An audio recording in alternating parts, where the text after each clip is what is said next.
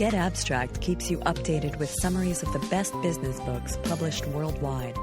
Books you absolutely need to know in a convenient, smart format. And now, Get Abstract presents The Prime Movers, Traits of the Great Wealth Creators by Professor of Leadership and Motivation, Edwin A. Locke.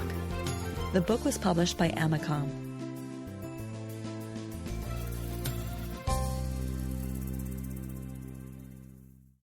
In this abstract, you will learn about the personality traits that characterize prime movers and how prime movers translate their vision into reality to create great wealth and change society.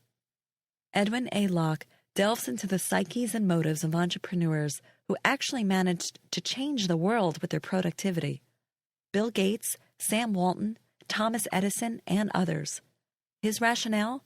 Locke convincingly concludes that highly successful executives possess a number of similar characteristics. He tries to identify these traits and illustrate them using biographical detail. The final result is an intriguing profile that probably will entertain more than inform. One note, in order to love this book, you'll have to at least like Ayn Rand, whose quotes saturate its pages, an inclusion that should give you some idea of what to expect from Locke. Get Abstract recommends this book to executives, entrepreneurs, and Steve Jobs wannabes at all levels. And now, the summary. The Princes of Capitalism. Vision, free thinking, and an ability to act are among the common characteristics shared by history's great wealth creators. Prime movers are the visionary and talented entrepreneurs who create great wealth with their own vision, talent, and hard work. John D. Rockefeller, for instance, made his fortune by becoming the most efficient transporter, refiner, and marketer of oil. His success made the U.S. a world power in the oil industry. Steve Jobs recognized the potential of Apple's personal computer and pushed the project to completion when no one else thought it was worthy. Religious figures and communists have criticized wealth creators, but contrary to their belief, earning money is a spiritual achievement. Money is earned through virtue, defined as the use of one's intellect. In the end, wealth creation depends on manipulating ideas, not moving physical materials. The philosophy that drives the prime movers can be found in the writings of Ayn Rand, including The Fountainhead and Atlas Shrugged.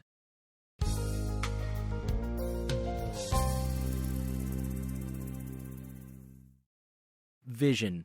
Vision is the ability to predict that something will work in the future. Henry Ford foresaw demand for affordable cars. Bill Gates predicted the value of computer software. Forming a vision is a business leader's most important duty. Nike head Phil Knight was a visionary who first wanted to sell running shoes on the West Coast. He ultimately expanded his vision to become the dominant athletic shoemaker in the world. After they hatch their plans, business leaders must communicate their visions. This accomplishes two things. First, it creates a sense of common purpose that will clarify employees' mission. Second, it excites employees. Walt Disney was a visionary whose studio pioneered animation, sound, and color techniques and theme parks, but many people initially considered Disney's ideas to be misguided. Active minds. Prime movers have active minds. An active mind isn't the same thing as an open mind, and it's not the same thing as being a straight-A student. Prime movers, such as Bill Gates, for example, were poor students. An active mind constantly seeks information and questions assumptions. Active minds receive, evaluate, and integrate information. Their thinking is based on reality. A prime mover always focuses on the world as it is, rather than as he or she wishes it would be. Thomas Edison is a perfect example of an active mind. The inventor of the light bulb, the phonograph, and other revolutionary products, he constantly generated ideas and tracked experiments. Active minds such as Edison's can engage in visionary thought, that is, projecting the future and small picture, detail-oriented thought at the same time. For instance, Henry Ford used visionary thought to predict the impact of the automobile, but he didn't lose focus on details. He was heavily involved in developing the Model T. Active minds constantly ask questions. Coca-Cola's Roberto Goizueta and Walmart's Sam Walton were known for bombarding employees with questions. The result is that prime movers don't just solve problems, they find problems before it's clear that they exist.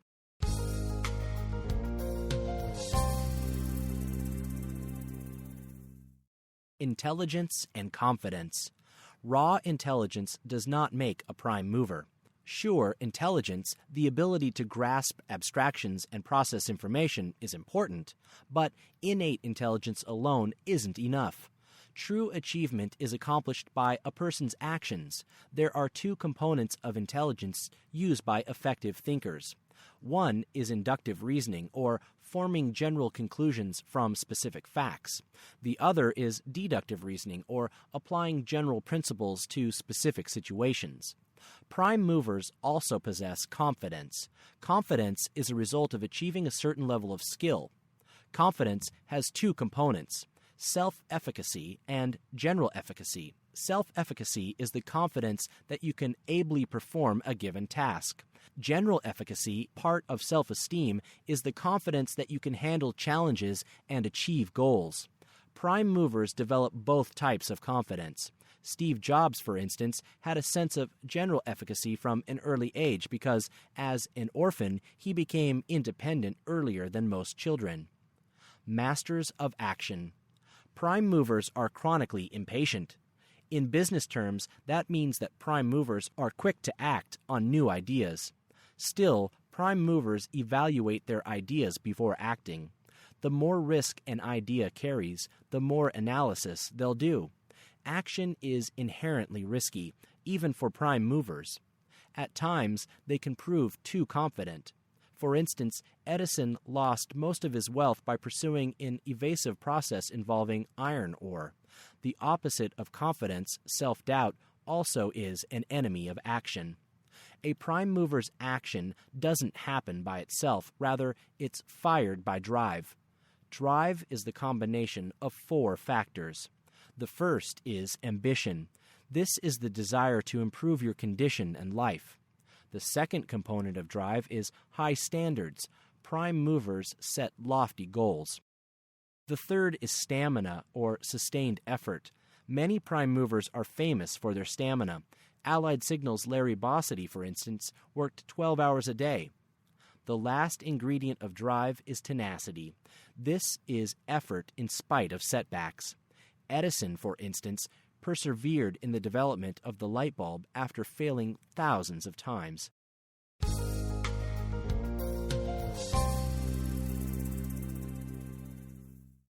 Ego also drives prime movers.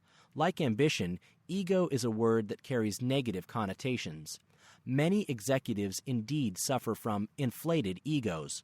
Auto executive John DeLorean, for instance, exaggerated his accomplishments, boosted his own image, and ultimately failed.